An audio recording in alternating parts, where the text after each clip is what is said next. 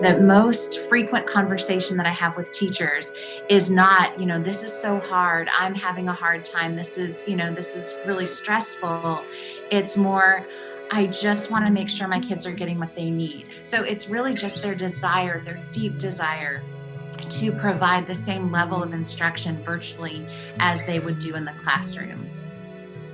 Oh, I don't even know where to begin with Mrs. Todd. She's so wonderful. She is one of those favorite teachers. Kids just, if they have Mrs. Todd in second grade, they're one of her kids forever. She loves our students so much and works so hard. But she also did a phenomenal job in the spring with e-learning. And she really stood out by trying to take what we had been provided and make it better. So knowing that she was such a trailblazer in that time of e-learning, when I was tasked with deciding in second grade, we have only 3 teachers and one of them needed to be virtual, I immediately thought of her. But I also knew that, she has those relationships and the kids want to be in her class face to face and she wants to be with the kids. So I was very nervous when I asked her to do that. And she, immediately, like there wasn't even a pause. She was just like, okay, I'll do it. I'll do whatever I need to do. I'm happy to do it. And she's done a fantastic job.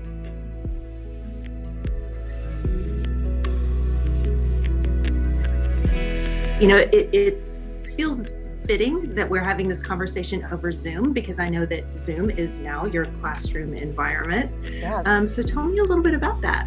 This is where we live now. This is my classroom. And so before spring of this year, how much experience did you have with Zoom? 0.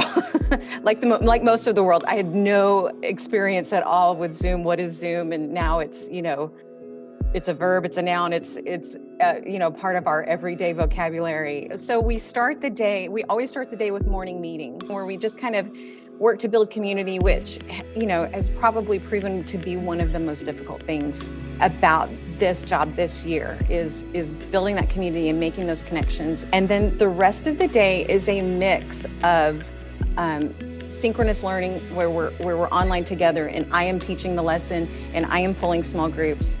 And then it's a mix of that and then asynchronous learning where I have prepared videos or there are videos that the district has provided for us that can serve as the lesson for them. Zoom fatigue, I don't know if that's a thing or not, but they've got it sometimes. So as a teacher, not being able to connect with them, having to work harder to build that community has been a real struggle.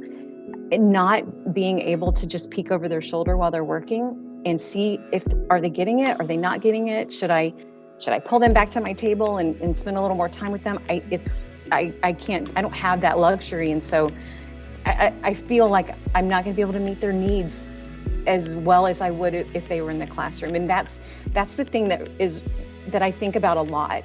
Well, I know one thing that you had also mentioned is trying to find a solution for building that community. And so you were kind of trying to rig up a situation where you had your camera where you're looking at the whole class, but then maybe you could have a second camera where you had a small group that you could work with, but you had a Chromebook that was not really working with that. I had my Chromebook set up over here and I was trying to keep an eye on everybody and make sure everybody's working and has what they need, and then pull a kid or two at a time over here to this screen. And I ended up hanging up on her. Kids are yelling for me over here. It just was it was chaos and it didn't work. It's just been so interesting just to hear about the reality of teaching is just hard any year. We know teachers work so hard. And so, man, for us to just hear a little bit about your story, and I know you're just representative of so many teachers who are just struggling this year. And so at Preston Trail, we have something that's called the Change Makers.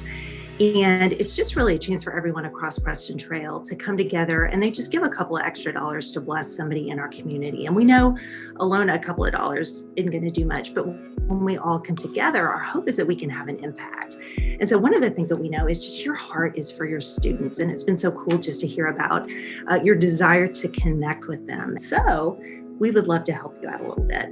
So we have a couple of gifts for you.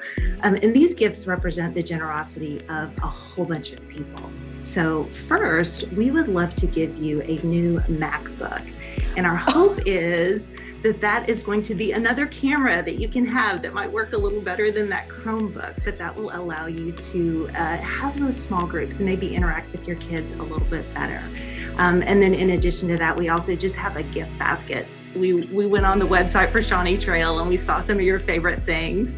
And so we just want to bless you. And we want you to know that, we wish we could do this for every single teacher across North Texas, but we can do it for you. So Thank you so much. Oh my gosh.